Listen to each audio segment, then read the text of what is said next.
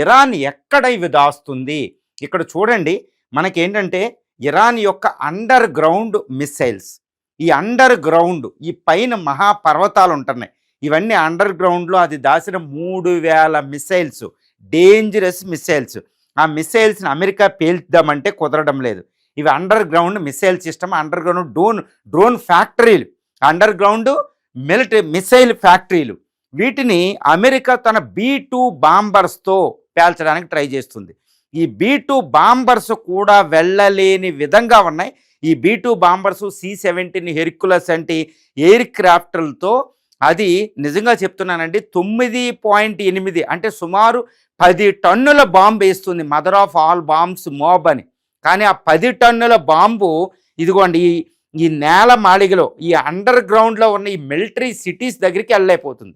ఎందుకంటే ఆ మోబ్ 10 టన్నుల బరువు ఉన్న ఆ మోబ్ బాంబు కాంక్రీట్